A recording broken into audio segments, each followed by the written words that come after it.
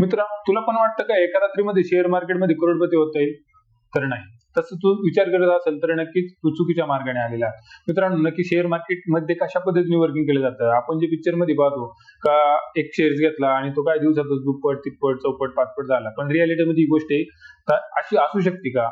तर नाही मित्रांनो. नक्की तीच आपण पूर्ण डिटेल्स मध्ये एक्सप्लेन करणार आहोत का शेअर मार्केटमध्ये एका रात्रीत करोडपती होता येतं का? तर लक्ष द्या मित्रांनो, हा व्हिडिओ धनकरते शेअर मार्केट थ्रू आपल्यासाठी बनवत आहे मीरा. तर आता आजच्या व्हिडिओचा आपला मेन जो टॉपिक आहे, एका रात्रीत शेअर मार्केटमध्ये करोडपती होता येतं का? तर रियालिटी काय सांगते आपल्याला, जर तुम्ही शेअर मार्केटमध्ये वर्क करताय आणि एखादा स्टॉक घेताय, तो स्टॉक उद्या जरी वाढला तरी एक त्याला लिमिट असतं आणि त्या लिमिटला काहीतरी एक मर्यादा SEBI security exchange board of इंडियाने दिलेली. म्हणजे फॉर एक्झाम्पल काही स्टॉक्स अप्पर सर्किट 10% असतं, काही स्टॉक्सला 20% असतं. एक लिमिटेशन आहे, काही स्टॉक्सला 5% असतं. म्हणजे ते जर वरती जातात तर असं आहे का ते डायरेक्टली ₹100 स्टॉक ₹200 जाऊ शकतो, तर ही गोष्ट पॉसिबल नाही. त्यामुळे तुम्ही करोडपती होऊ शकता असं जर तुम्हाला वाटत असेल तर त्यासाठी तुम्हाला तेवढी अमाऊंट थोडीशी जस काय 1 करोडला काहीतरी अमाऊंट कमी आहे आणि मग ती अमाऊंट लागेल, मग तुम्ही करोडपती होऊ शकता. तर कमी प्राइस मधनं, म्हणजे जसं आपण म्हणतो लॉटरी लागणं ही एक अलग कन्सेप्ट आहे आणि शेअर मार्केटमध्ये पैसे कमवणे ही एक अलग कन्सेप्ट आहे. पण नक्की शेअर मार्केटमध्ये तुम्हाला शेवटपर्यंत टिकायचं तर काय काय गोष्टी करणं गरजेचं आहे. तर सगळ्यात पहिल्यांदा रिअॅलिटीवर विश्वास ठेवणं गरजेचं आहे. रिअॅलिटी तुम्हाला हेच सांगते का मार्केटमध्ये एका रात्रीत तुम्हाला जास्त पैसा कमवता येत नाही. त्यासाठी तुम्हाला कन्सिस्टंट, पेशन्स, डिसिप्लिन या गोष्टी असणं गरजेचं असतं.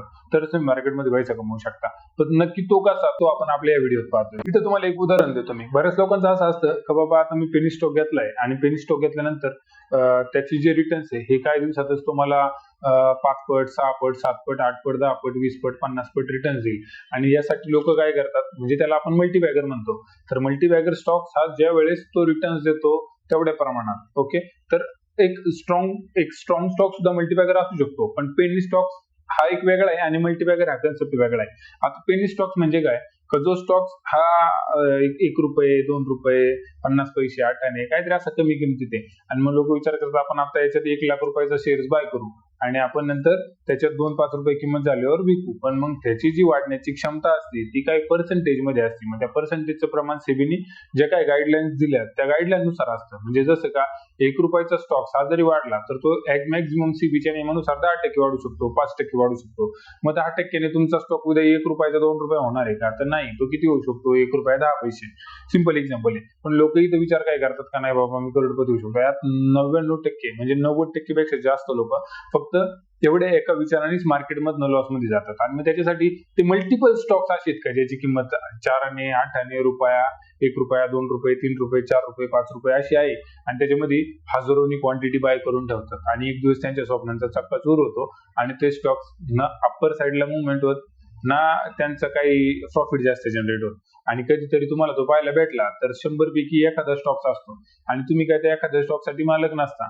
एखाद्या वेळेस एखादा स्टॉक रन होणं साहजिक आहे, पण तुम्ही 100 स्टॉक्स मधनं एखादा स्टॉक एक्सपेक्ट होणं का तो रन होतोय तर एक ही साधी गोष्ट आहे. पण तुम्ही कशावरून त्या स्टॉक्स मध्ये पैसे लावलेत, ओके.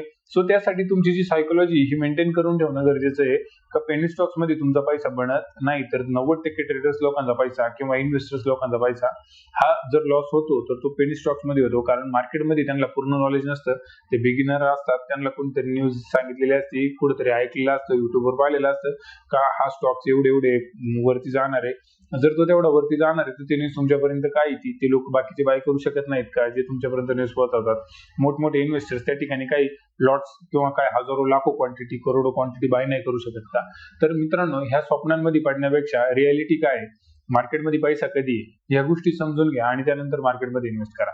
मग यासाठी आपण पिक्चर पाहतो, पिक्चरमध्ये आपण पाहतो का एकदम मल्टिपल रिटर्न्स त्याला आलेले, भरपूर पैसा त्याचा वाढत गेलाय. पण नक्की तो पैसा पिक्चर मध्ये एक वेगळं कन्सेप्ट असते. तिथं वर्ष तुमचं 2 मिनिटात निघून जातं, बरोबर. तिथं 2 वर्ष 2 मिनिटासारखी नाही निघते आणि 2 मिनिटं सुद्धा 2 वर्षासारखी नाही निघते. त्यासाठी तुम्हाला रिअल ₹500 कमवायचे, ₹2000 कमवायचे, ₹5000 पर डे कमवायचे, तरी त्यासाठी कामाला जावं लागतं. आणि मार्केटमध्ये तसंच आहे, तुम्ही लॉंग टर्म जर पैसा इन्व्हेस्ट केला तर तुम्हाला तो मिळू शकतो. आता कसं आपण ते पण पाहूया. त्यात खरा पैसा कुठे आहे तर तो सायकोलॉजीवरती. म्हणजे मी तुम्हाला सांगतो, लॉंग टर्म स्टॉक्स बाय करणं, त्यांच्यावरती डिसिप्लिन मेंटेन ठेवणं, त्यांच्यामध्ये कन्सिस्टन्सी ठेवणं. म्हणजे आता कितीतरी ब्ल्यू चिप स्टॉक्स आहे, इव्हन तुम्हाला ब्ल्यू चिप नसन घ्यायचे आणि जनरल जरी स्टॉक घ्यायचे असेल तर मी भरपूर वेळा तुम्हाला एक्झाम्पल्स देतो. त्यात जसं का मी असं हे सांगतो का तुम्हाला जर डोक्याला तेल लावायचं तर मारिको लागतो, तोंडात कोलगेट दात ब्रश करायचे तर तुम्हाला कोलगेट लागते. ओके, तुम्ही हातात घड्याळ घालताय तर टायटनचं घालताय, गाडीत ऑइल ओतताय ते गुलचं ओतताय, बीपीसीएलचं पेट्रोल ओतताय, सीएटचा टायर घेताय, एमआरएफचं टायर घेताय. ओके, म्हणजे अशा भरपूर साऱ्या गोष्टी आहेत का, पॅरागॉनची चप्पल घालताय, रिलॅक्सोची चप्पल घालताय. मग ह्या सगळ्या गोष्टी आहेत ना मार्केटमध्ये का ज्या तुम्ही रेग्युलरली डेली लाईफ मध्ये युज करतात. फक्त तुम्हाला ते एका रात्री श्रीमंत बनवणार नाही, पण एक दिवस ते तुम्हाला श्रीमंत बनवू शकतात जर आजपासून तुम्ही त्यांच्यामध्ये इन्व्हेस्टमेंट केली.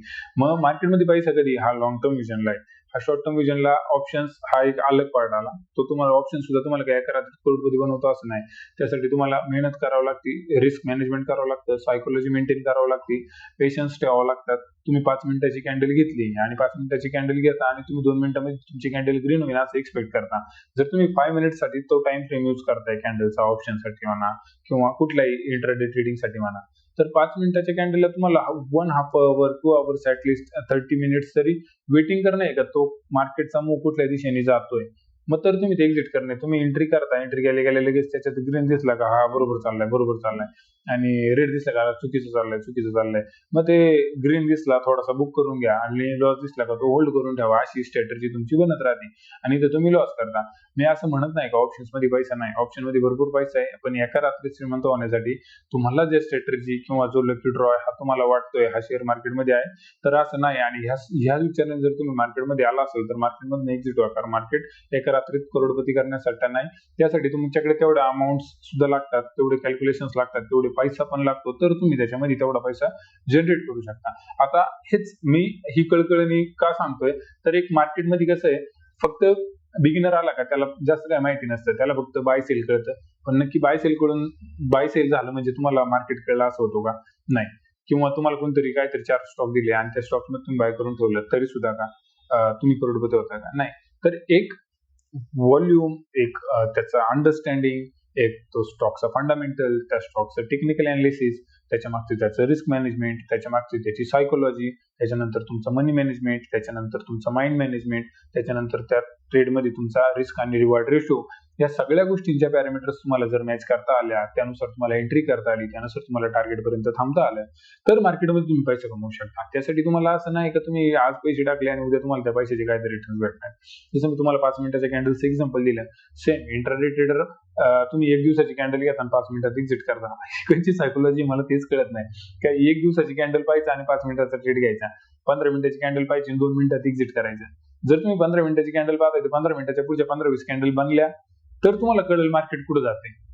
जर तुम्हाला जमत नसेल तर तुम्ही फ्री मधल्या सिरीज पहा, फक्त प्रॉपर पहा, कुठल्याही कोणाच्याही पाहू नका ज्याच्यात तुम्हाला डिटेल्स मध्ये डिस्क्रिप्शन दिलं असेल, किंवा 1 बाय 1 एक टॉपिक अंडरस्टँड करा. कॅन्डल म्हणजे काय, कॅन्डल कशी बनती, चार्ट कसा वर्किंग करतो, चार्ट कसे पॅटर्न्स बनतात, मनी मॅनेजमेंटसाठी काय केलं पाहिजे, माइंड मॅनेजमेंटसाठी काय केलं पाहिजे, सायकोलॉजी रिअल कशी वर्किंग करते, या गोष्टी एक करून एक तुमचं इंडेक्स बनवा, अनुक्रमणिका बनवा, एक प्रॅक्टिकल अंडरस्टँड करा, एक पॉईंट. मग त्याच्यानंतर तो थेरोटिकली लिहून घ्या.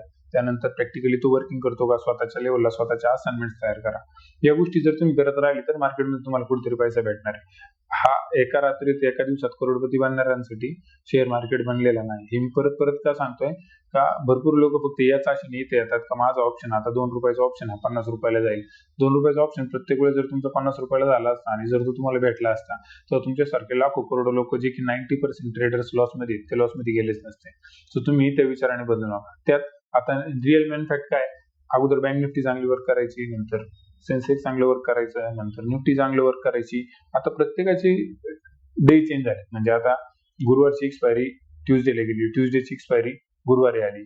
ओके, मग आता तिचा टाइम डिके किती वाढणार आहे, त्याची इंटरेस्टिंग व्हॅल्यू कशा चेंज होणार आहे, मग त्याच्यानुसार त्या डिके मध्ये किती डिफरन्स वाढत जाणार आहे, या इच अँड एव्हरी गोष्टीमध्ये फरक पडत जाणार आहे ऑप्शनला सुद्धा. सो ऑप्शन करताना मी मित्रांना एकच सांगेल का तुम्ही रिस्क मॅनेजमेंट घेतल्याशिवाय किंवा रिस्क मॅनेजमेंट केल्याशिवाय ऑप्शन मध्ये ट्रेड करूच नका. तुम्हाला माहिती पाहिजे का, जर तुमचा पूर्ण कॅपिटल हे तुमचं पूर्ण शरीर आहे आणि त्या शरीरातला जर फक्त करंगळी गेली हे तुम्हाला सहन होत असेल तर तुम्ही स्टॉप लॉस लावणार.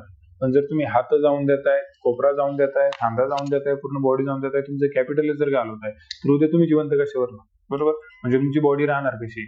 या सगळ्या गोष्टी अंडरस्टँड करण्यासाठी एक प्रॉपर नॉलेज घ्या, प्रॉपर गायडन्स घ्या आणि एक प्रॉपर वे ठरवा आणि त्यानुसारच मार्केटमध्ये वर्किंग करा.